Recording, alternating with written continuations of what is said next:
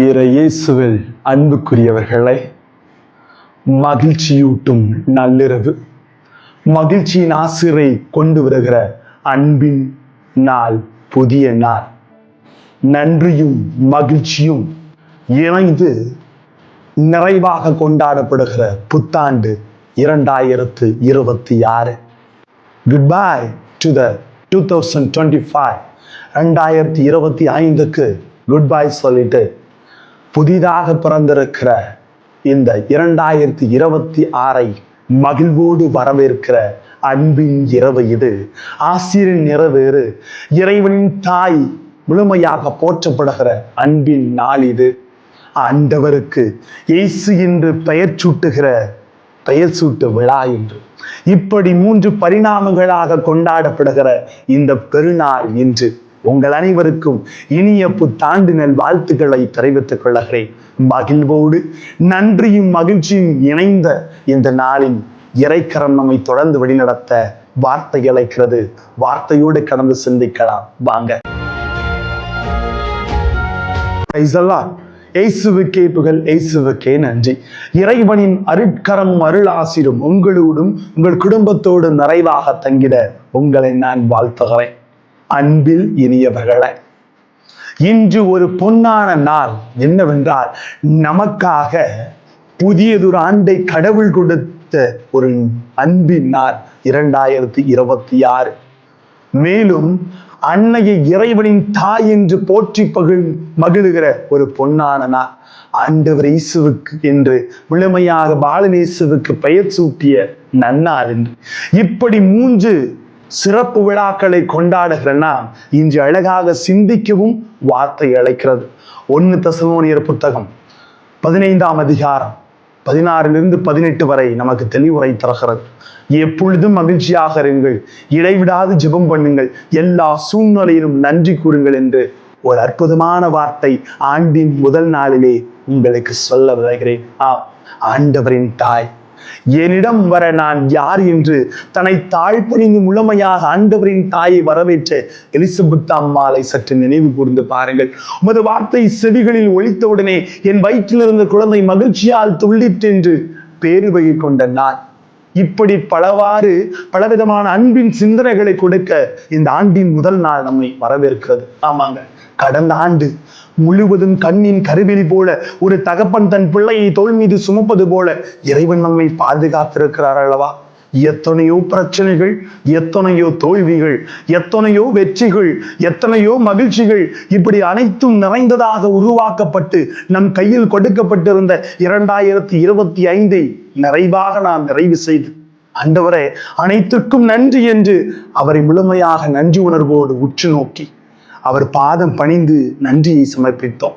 இருந்தாலும் இன்னும் அழகாக ஒரு ஆண்டை இதோ 2026 உங்களுக்கு நான் நல்குகிறேன் என்று கடவுள் முழுமையாக இன்னொரு புதிய ஆண்டை நமக்கு தந்திருக்கிறார்.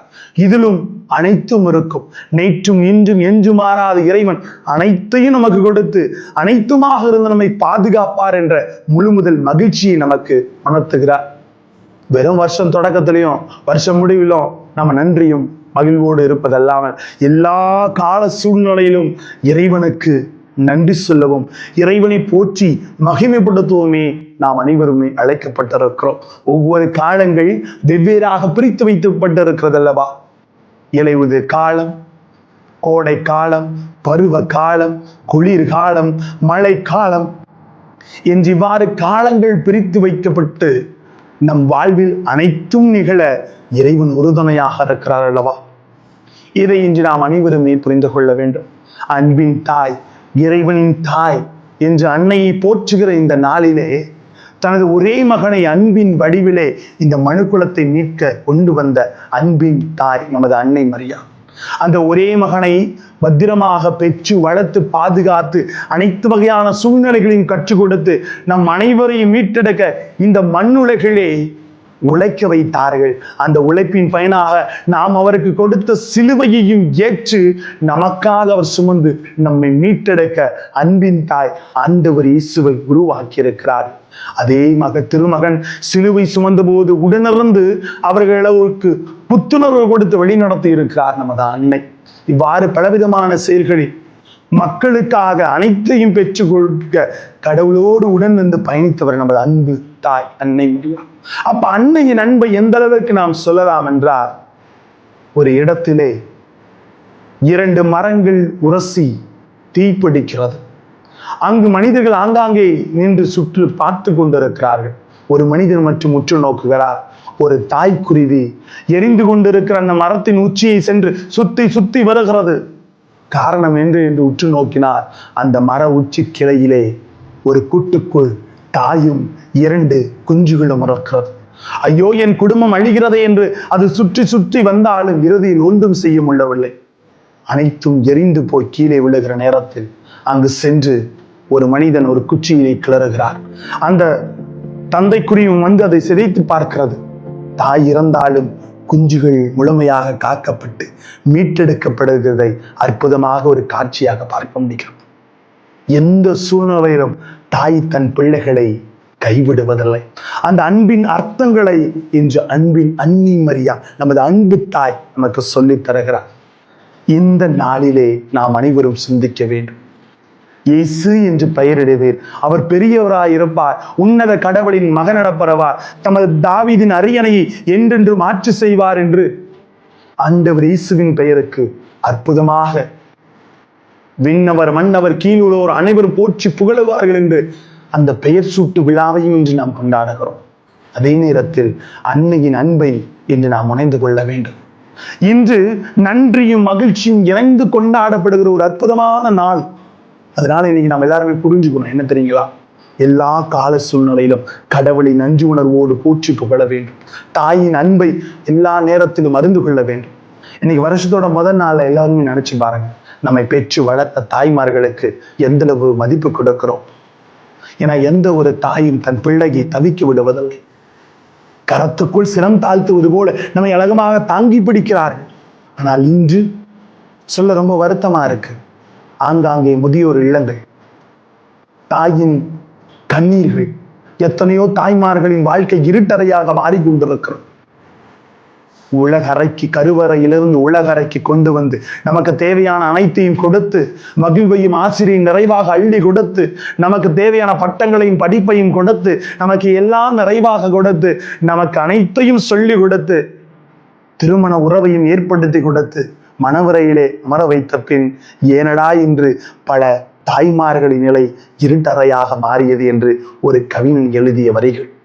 ஆமாங்க, இதையெல்லாம் மாற்ற இந்த ஆண்டின் முதல் நாளிலே எல்லா சூழ்நிலைக்கும் நன்றி கூறி, ஆண்டவரே எப்பொழுதுமே எங்களோடு இருந்த உணர்வோடு நாம் இந்த புத்தாண்டை கொண்டாட முயற்சி செய்வோமா? ஏன்னா குடும்பங்கள் இணைந்து வாழ்வதுதான் நிறைவின் ஆசிரியை தருகிறது. தனியா ஒருத்த வாழ்றதுல எந்த நிறைவு இல்லைங்க. அதனால எல்லோருக்குமாக புதிய நாளை கடவுள் தந்திருக்கிறார். இன்று துவங்குகிற இந்த மகிழ்வின் நாள் தொடர்ந்து உங்களோடு நிறைவாக பயணிக்க உங்களை நான் வாழ்த்துகிறேன். ஒருபோதும் நாம் அன்னையின் அன்புகளை மறந்து விடாமல், கற்றுக்கொண்ட நற்பண்புகளை மறந்து விடாமல், இறைவனோடு தொடர்ந்து, இறைவார்த்தையோடு தொடர்ந்து பயணிக்க முற்படுவோம். இறைக்கரம் என்றென்று நம்மோடு. ஜெபிப்போமா? அன்பே இறைவா, இந்த புதிய ஆண்டை எங்கள் வாழ்விலே கொடுத்தமைக்கு நன்றி கூறுகிறோம். இந்த புதிய நாளிலே அன்பையும் மதிப்பையும் கற்றுத்தர மது வார்த்தை அழைப்பது போல இந்த அன்பின் மகிழ்வும் நன்றி உணர்வும் ஒவ்வொரு இதயத்திலும் குடிகொண்டு நிறைவான ஆசீரோடு வாழ எங்களோடு தங்கும் ஆண்டவரே, பிரைஸ் தி லார்ட். மீண்டும் ஒரு முறை உங்கள் அனைவருக்கும் புத்தாண்டு நல்வாழ்த்துக்களை மகிழ்வோடு தெரிவித்துக் கொள்கிறேன்.